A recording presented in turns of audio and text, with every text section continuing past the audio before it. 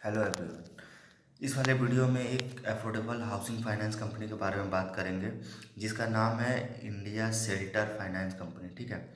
इस कंपनी का बिजनेस एकदम सिंपल है। ये जो है ये लोन देती है। ये affordable home loan and loan against property in tyre 2 and tyre 3 city in India for last 15 years. मतलब ये लोन जो है ये होम लोन देती है। ठीक है। इनका अगर आप इनका रिजल्ट वगैरह देखोगे तो रिजल्ट वगैरह इस बार जो Q2 में आया था, इनका AUM जो ग्रो किया था वो 31% से ग्रो किया था। एंड इनका जो डिसबर्समेंट का जो नंबर था वो 12% था। एंड पैट का नंबर जो है वो 35% से वो इंक्रीज़ हुआ था YoY पे। ठीक है। इनका ROE देखो लगातार ऊपर की तरफ जा रहा है। वो ROE अभी 17% है। और इस सब बिजनेस में कभी भी आप कोई भी लोन वाला जो भी बिजनेस आप देख रहे हो, अगर आपको कोई भी की मैट्रिक्स अगर ना समझ में आए, अगर फंडामेंटल ना समझ में आए, तो आप उसका जो है एक ROE का नंबर जो है वो देख सकते हो। अगर ROE का नंबर अगर ऊपर जा रहा है, इसका मतलब है कि बिजनेस में हर कुछ कोई भी की मैट्रिक्स एंड ग्रोथ वगैरह सब कुछ ठीक है। ठीक है। एंड ये देखो तो ये 100% सिक्योर्ड बुक लोन देती है। ठीक है। इनका ब्रांच देखो तो 299 प्लस ब्रांच है, 299। ठीक है। इनका स्प्रेड देखो तो ये 30 प्लस बेसिस पॉइंट से ये इंक्रीज हुआ है। ठीक है। और अगर आप देखो इनका एवरेज टिकट साइज अगर लोन देखोगे तो ये जो है 10 लाख है। ठीक है। इनका एवरेज टिकट साइज जो है ये 10 लाख है। आप अगर इनका कुछ टेक्नोलॉजी अगर देखो, जो इनके जो मतलब जैसे ये कि इनकी टेक्नोलॉजी का जो ये यूज़ करते हैं जैसे, तो अगर आप ये देखो तो इसमें देखो तो ये कंपनी जो है ये लगातार फोकस कर रही है कि मतलब डिजिटल ऑपरेशन में, मतलब कंपनी का जो फोकस है वो मतलब जो लोन वगैरह देने वो तो डिजिटल ऑपरेशन का है। इनका अगर प्रोसेस देखो जो कंपनी का, वो 95% वो डिजिटल कलेक्शन है and 99% e signing off application है। ठीक है।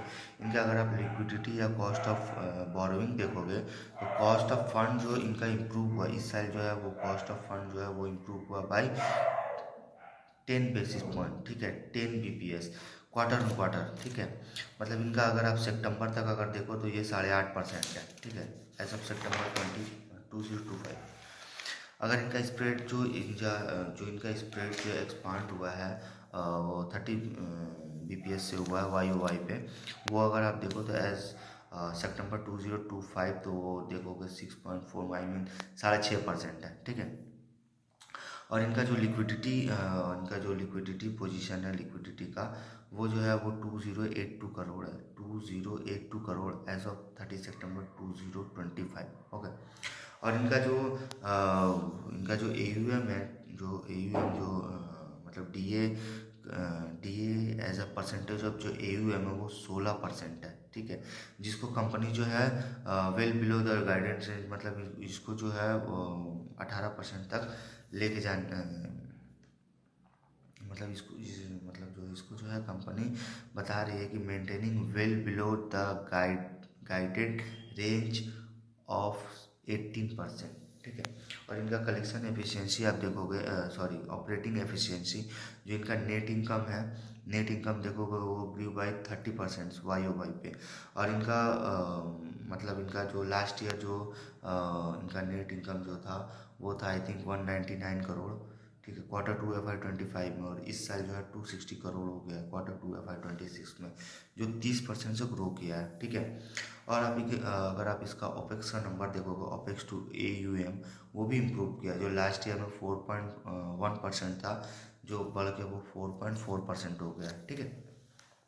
अगर आप इनका एसेट क्वालिटी देखोगे, जो इनका एसेट क्वालिटी है स्टेज 3, जो gross stage 3 and net stage 3, इसमें देखोगे तो मतलब ग्रॉस स्टेज 3 जो है एंड नेट स्टेज 3 में 1.2% एंड 0.9% एज ऑफ 30 सितंबर 2025।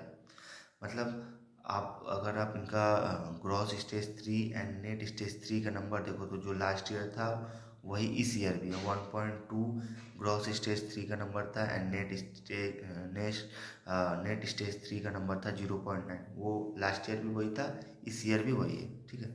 0.9%। ठीक है। और आप इनका 30+ DPD का नंबर देखो तो 30+ DPD जो है वो है 4.7%, ठीक है, सब as of 30 September 2025। And credit cost for the quarter stable, इनका क्रेडिट कॉस्ट जो है वो इस साल स्टेबल रहा 0.5%। इनका प्रॉफिटेबिलिटी अगर देखोगे तो इनका जो पैट जो ग्रू किया 35% से, आई मीन उसका 122 करोड़ जो FI मतलब Q2 FY 26 में, एज अगेंस्ट मतलब लास्ट ईयर जो इनका पैट का नंबर था वो 90 करोड़ था, और इस ईयर में जो है 122 करोड़ आया, जो लगभग 35% से ग्रो किया है, ठीक है।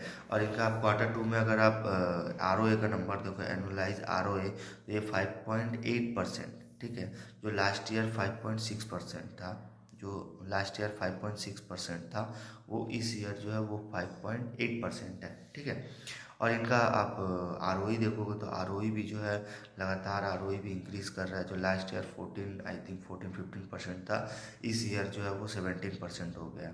तो हमने अभी कुछ देर पहले बताया कि किसी भी बिजनेस में जो ROE का नंबर जो है वो ऊपर जाना चाहिए। ROE का नंबर ऊपर जाने का मतलब है कि बिजनेस में ग्रोथ, स्टेबिलिटी, मैनेजमेंट का गाइडेंस वगैरह हर चीज़ अच्छा है, ठीक है। मतलब जो भी बिजनेस मैनेजमेंट चला रहे हैं, उस बिजनेस में ग्रोथ है, तभी जो है ROE का नंबर ऊपर की तरफ जाता है, ठीक है।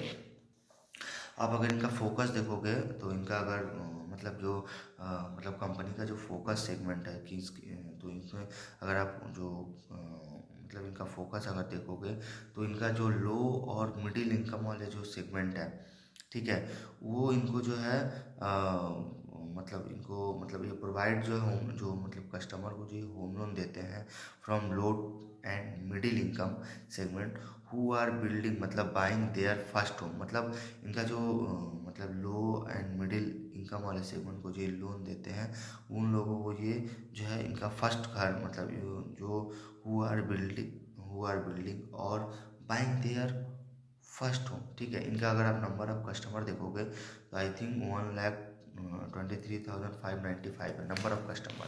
और इनका फोकस अगर देखोगे जो अनडिजर्व कस्टमर बेस है, जो इनका फोकस है कंपनी का, तो वहाँ अगर देखोगे तो AUM split by borrower type जो होते हैं, अगर आप देखोगे तो फर्स्ट टाइम जो मॉर्गेज बोरोवर हो तो वो 71% है, एंड जो Tier 2 एंड Tier 3 सिटीज़ है उसमें जो ये कंपनी जो फोकस कर रही है वो 91% है, एंड वोमेंस एप्लीकेशन जो है वो 99% है, एंड इनका सेल्फ एम्प्लॉयड जो है वो 75% है। ये फोकस है मतलब जो कंपनी के मैनेजमेंट जो focus on undeserved customer base है, ये उसका नंबर है। आप अगर इनका AUM देखोगे तो लास्ट 5 ईयर 6 ईयर में जो इनका AUM है वो 38% CAGR से ग्रो किया है, ठीक है। ये प्लेयर जो है ये पूरा पैन इंडिया प्रेजेंस, ये पैन इंडिया प्लेयर है, ठीक है।